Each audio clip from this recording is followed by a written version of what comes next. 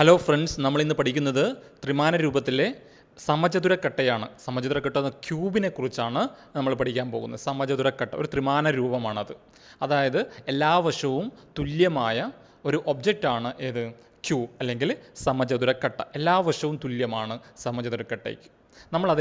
അതിനെക്കുറിച്ചാണ് നമ്മൾ ഇന്നത്തെ ഈ ക്ലാസ്സിൽ പഠിക്കാൻ പോകുന്നത്. ഒരു വശത്തിൻ്റെ നീളം, ഇവിടെ ഈ സ്ലൈഡിൽ തന്നെ ആ ക്യൂബിൻ്റെ ഒരു ചിത്രം ഞാൻ വെച്ചിട്ടുണ്ട്. നോക്കുക, എല്ലാ വശവും തുല്യമാണ്. ആ വശം ഞാൻ മാർക്ക് ചെയ്തിട്ടുള്ളത് എ എന്നായിട്ടാണ്.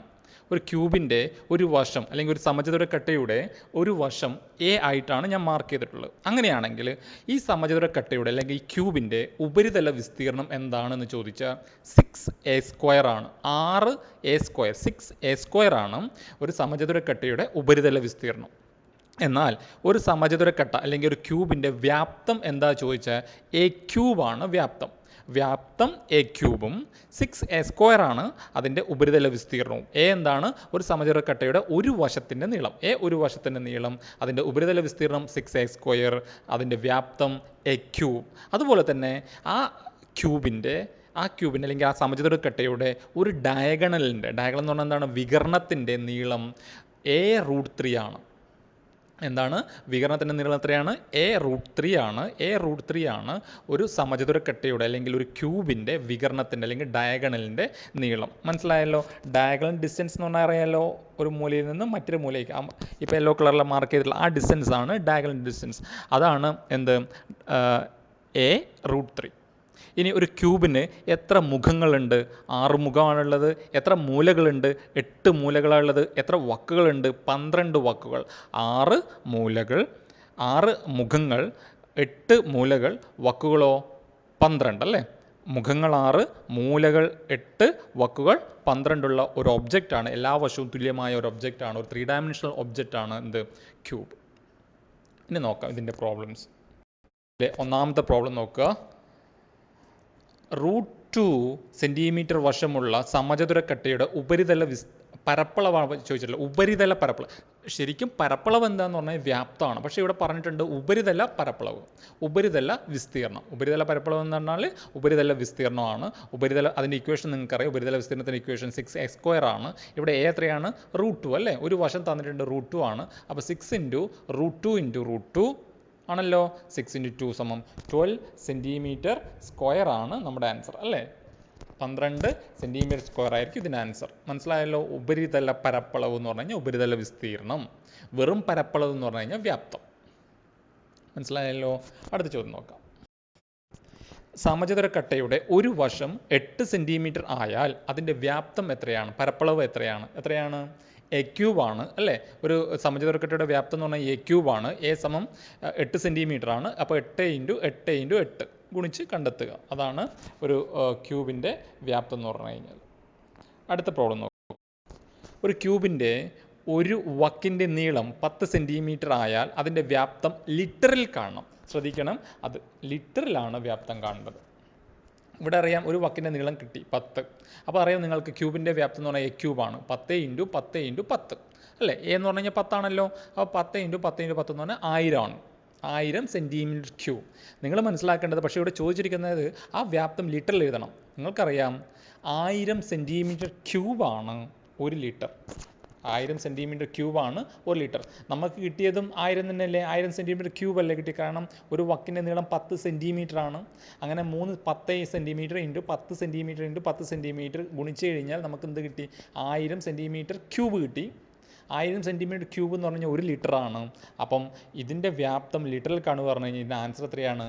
1 ലിറ്റർ അല്ലേ? 1 ലിറ്റർ ആണ് ഇതിൻ്റെ ആൻസർ. ഇതിൻ്റെ വ്യാപ്തം 1 ലിറ്റർ ആണ്. മനസ്സിലായല്ലോ? അടുത്ത പ്രോബ്ലം നോക്കാം. ഒരു ക്യൂബിൻ്റെ വ്യാപ്തം 216 സെൻറ്റിമീറ്റർ ക്യൂബ് ആയാൽ ഒരു വക്കിൻ്റെ നീളം, നിങ്ങൾക്കറിയാം എ ക്യൂബാണ് എന്ത്? 216 സെൻറ്റിമീറ്റർ അല്ലേ? സെൻറ്റിമീറ്റർ ക്യൂബ് എ ക്യൂബാണ്. എ ക്യൂബ് എന്ന് പറഞ്ഞാൽ എന്താണ്? വ്യാപ്തം. അവിടെ നിന്ന് എന്താ കിട്ടേണ്ടത്? എ ആണ് കിട്ടേണ്ടത്. എങ്ങനെ കിട്ടും? Cube root of 216. Cube root of 216 എത്രയാണ്? 6 ആണ്. 6 ആണ് ക്യൂബ് റൂട്ട് ഓഫ് 216. അതായത് 216നെ 6 കൊണ്ട് ഹരിച്ച് വന്നു കഴിഞ്ഞാൽ ഡിവൈഡ് ചെയ്ത് കഴിഞ്ഞാൽ നമുക്ക് എന്ത് കിട്ടും? ഫാക്ടറൈസ് ചെയ്താൽ മതി. പറ്റുന്ന രീതിയിൽ ഫാക്ടറൈസ് ചെയ്തിട്ട് ഇവിടെ ഞാൻ 6 വെച്ച് ചെയ്ത് നമുക്ക് അറിയാവുന്നതുകൊണ്ടാണ് 6 36 അങ്ങനെ അടുത്ത ഡിവൈഡ് ചെയ്ത് വരുമ്പോൾ നമുക്ക് എന്ത് കിട്ടും? അതിൻ്റെ ക്യൂബ് റൂട്ട് കിട്ടും. മനസ്സിലായല്ലോ? അടുത്ത പ്രോബ്ലം. ഒരു ക്യൂബിൻ്റെ ഉപരിതല വിസ്തീർണ്ണം 54 ആയാൽ 54 സെൻറ്റിമീറ്റർ സ്ക്വയർ ആയിരിക്കും. അതിൻ്റെ വ്യാപ്തം എത്രയാണ്? നമുക്കറിയാം ഒരു ക്യൂബിൻ്റെ ഉപരിതല വിസ്തീർണ്ണം എന്ന് പറഞ്ഞാൽ 6a² ആണ് 54. 6a² ആണ് 54. അവിടെ നിന്ന് ഏത് കിട്ടും? a² കിട്ടും. a² സമം 54/6 ആണ്. അതെത്രയായിരിക്കും 54/6?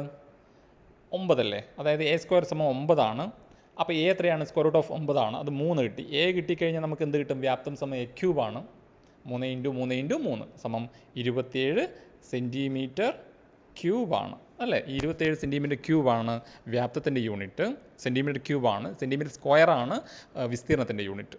അടുത്ത്, ഒരു സമചതുരക്കട്ടയുടെ ഒരു വശത്തിൻ്റെ നീളം 10 സെൻറ്റിമീറ്റർ ആയാൽ അതിൻ്റെ വികരണത്തിൻ്റെ നീളം എന്താണ്? അതിൻ്റെ വികരണത്തിൻ്റെ നീളം എന്ന് പറഞ്ഞാൽ എന്താണ്? അതിൻ്റെ എന്താണ് ഈ ഞാൻ വരയ്ക്കുന്ന ആ നീളം അല്ലേ? ഒരു മൂലയിൽ നിന്ന് മറ്റൊരു മൂലയിലേക്കുള്ള നീളം, അതാണ് അതിൻ്റെ ഡയഗണലിൻ്റെ നീളം എന്ന് പറഞ്ഞാൽ. നിങ്ങൾക്കറിയാം ഒരു ക്യൂബിൻ്റെ ഡയഗണലിൻ്റെ നീളം എന്ന് പറഞ്ഞു കഴിഞ്ഞാൽ എത്രയാണ്? a√3 ആണ് അല്ലേ? ഇവിടെ a എന്ന് പറഞ്ഞാൽ ഒരു വശമല്ലേ? അത് എത്ര തന്നിട്ടുണ്ട്? 10 ആണ്. അപ്പോൾ ആൻസർ എത്രയാണ്? 10√3. 10√3 ആയിരിക്കും ഇതിൻ്റെ ആൻസർ. മനസ്സിലായല്ലോ? അടുത്ത √3 വശമുള്ള ഒരു സമചതുരപ്പെട്ടിയാണ് ക്യൂബ് അല്ലേ?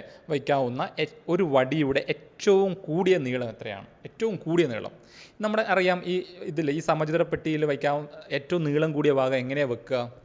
ഒരു മൂലയിൽ നിന്ന് മറ്റേ മൂലയിലേക്കല്ലേ? ഇങ്ങനെയല്ലേ വെക്കാൻ പറ്റുള്ളൂ? അതെ, ഒരു മൂലയിൽ നിന്നും മറ്റേ മൂലയിലേക്ക് മാത്രമേ നമുക്ക് എന്ത് വെക്കാൻ പറ്റുള്ളൂ? നമുക്കൊരു വടിയെ വെക്കാൻ പറ്റുള്ളൂ. ആ നീളം എന്ന് പറഞ്ഞാൽ എന്തായിരിക്കും? അതിൻ്റെ ഡയഗണൽ അല്ലേ? അതിൻ്റെ വികരണത്തിൻ്റെ നീളമായിരിക്കും. അപ്പോൾ ഒരു ക്യൂബിൻ്റെ വികരണത്തിൻ്റെ നീളം എന്ന് പറഞ്ഞാൽ എത്രയാണ്? a√3 ആണ്. a എത്രയാണ് ഇവിടെ തന്നിട്ടുള്ളത്? a എത്രയാണ് തന്നിട്ടുള്ളത്? √3 ആണ്. അപ്പോൾ √3 × √3 സമം എത്രയാണ്? 3. മനസ്സിലായല്ലോ? ആൻസർ കിട്ടി. അടുത്ത പ്രോബ്ലം ആണ് 3 ആണ് ആൻസർ. √3 × √3 3 ആണ്. ഒരു ക്യൂബിൻ്റെ ഒരു വശത്തിൻ്റെ നീളം, ഇവിടെ ശ്രദ്ധിക്കുക, ഇതൊരു നോട്ടായിട്ടാണ് വരുന്നത്. ഒരു ക്യൂബിൻ്റെ ഒരു വശത്തിൻ്റെ നീളം x മടങ്ങായാൽ അതിൻ്റെ ഉപരിതല വിസ്തീർണ്ണം എന്താകും? x² മടങ്ങാകും.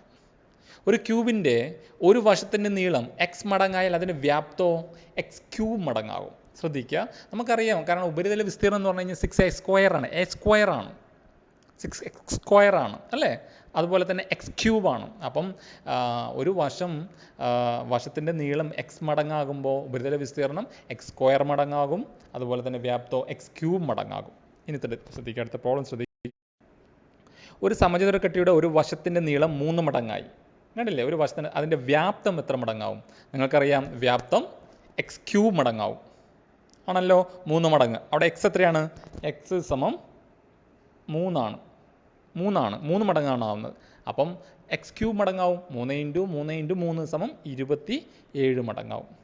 ഇതേ ചോദ്യം തന്നെ ഒരു സമചതുരക്കട്ടയുടെ ഒരു വശത്തിൻ്റെ നീളം 3 മടങ്ങായെങ്കിൽ ഉപരിതല വിസ്തീർണ്ണം എത്ര മടങ്ങാവും? ഉപരിതല വിസ്തീർണ്ണം നിങ്ങൾക്കറിയാം x² മടങ്ങാവും അല്ലേ? x² മടങ്ങാൻ ഇവിടെ x എത്രയാണ്? 3 × 3 9 മടങ്ങാവും. അതായത് ഈ പ്രോബ്ലത്തിൽ ഉപരിതല വിസ്തീർണ്ണം എത്ര മടങ്ങാമെന്ന് ചോദിച്ചു കഴിഞ്ഞാൽ 9 മടങ്ങാവും. വ്യാപ്തം എത്ര മടങ്ങാമെന്ന് ചോദിച്ചു കഴിഞ്ഞാൽ നമുക്ക് എന്ത് എഴുതണം? 27 മടങ്ങാവും. അടുത്ത ചോദ്യം, ക്യൂബാകൃതിയിലുള്ള ഒരു ടാങ്കിൽ 50 ലിറ്റർ വെള്ളം കൊള്ളും. ക്യൂബാണ്, സമചതുരക്കട്ടയാണ്. അതിൽ എത്ര ലിറ്റർ വെള്ളം കൊള്ളുന്നത്? 50 ലിറ്റർ. ഇനി അതിൻ്റെ വശത്തിൻ്റെ നീളം അതിൻ്റെ വശം എന്താക്കി? ഇരട്ടിയുള്ള ഒരു ക്യൂബ് ആകൃതിയിലുള്ള മറ്റൊരു ടാങ്കിൽ എത്ര ലിറ്റർ വെള്ളം കൊള്ളുന്ന ചോദ്യം. ഒരു ടാങ്കുണ്ട്, അതിൻ്റെ ഷേപ്പ് എന്ന് പറഞ്ഞു കഴിഞ്ഞാൽ ഒരു ക്യൂബാണ്, ഒരു സമചതുരക്കട്ടയാണ്. 50 ലിറ്റർ വെള്ളം കൊള്ളും. ഇനി നമ്മൾ എന്ത് ചെയ്യുന്നു? അതിൻ്റെ ഒരു വശത്തിൻ്റെ നീളം ഇരട്ടിക്കുന്നു. അപ്പോൾ സ്വാഭാവികമായിട്ടും ഒരു ക്യൂബിൽ ഉൾക്കൊള്ളാൻ പറ്റുന്ന വെള്ളത്തിൻ്റെ അളവിനെയാണ് നമ്മൾ എന്ത് പറയുന്നത്? വ്യാപ്തം എന്ന് പറഞ്ഞു കഴിഞ്ഞാൽ. അതായത് ഇവിടെ പറയുന്നത് ആ ടാങ്കിലുള്ളത് 50 ലിറ്റർ എന്ന് പറഞ്ഞാൽ 50 ലിറ്റർ വെള്ളം എന്ന് പറഞ്ഞാൽ അതിൻ്റെ വ്യാപ്തമാണ്. അപ്പോൾ ഇനി ശ്രദ്ധിക്കേണ്ടത്, നമുക്കറിയാം ഇതിൻ്റെ ഒരു വശം ഇരട്ടിച്ച് കഴിഞ്ഞാൽ വ്യാപ്തം എത്ര മടങ്ങാകുമെന്നാണ് അറിയേണ്ടത്. വ്യാപ്തം നിങ്ങൾക്കറിയാം x³ മടങ്ങാവും. ഇവിടെ 2 മടങ്ങാകുമ്പം 2³ മടങ്ങാവും, 8 മടങ്ങാവും അല്ലേ? 2³ എന്ന് പറഞ്ഞാൽ എത്രയാണ്? 2³ പറഞ്ഞാൽ 8 മടങ്ങാവും. സാധാരണ ആദ്യത്തേതിൽ 50 ലിറ്റർ ആണ്. അപ്പോൾ 8 മടങ്ങുള്ള ഇതിൽ എത്രയായിരിക്കും? 8 × 50 അല്ലേ? 8 × 50 സമം 8 × 50 400 ലിറ്റർ വെള്ളം കൊള്ളും. മനസ്സിലായല്ലോ? മനസ്സിലായി. അപ്പം ഒരു ക്യൂബിനകത്ത് അല്ലെങ്കിൽ ഒരു ക്യൂബ് ഷേപ്പ് ഒരു 3 ഡയമെൻഷണൽ ഒബ്ജക്റ്റിനകത്ത് ഉൾക്കൊള്ളാൻ പറ്റുന്ന വെള്ളത്തിൻ്റെ അല്ലെങ്കിൽ ഏത് പദാർത്ഥം അതിൻ്റെ അളവിനെയാണ് നമ്മൾ എന്ത് പറയുന്നത്? വ്യാപ്തം എന്ന് പറയുന്നത്. മനസ്സിലായല്ലോ. ഇത്രയും കാര്യങ്ങളായാൽ നമ്മുടെ ക്യൂബ് ആയി. ക്യൂബിൻ്റെ എല്ലാ ടൈപ്പ് പ്രോബ്ലംസ് ഇവിടെ ചെയ്ത് കഴിഞ്ഞു.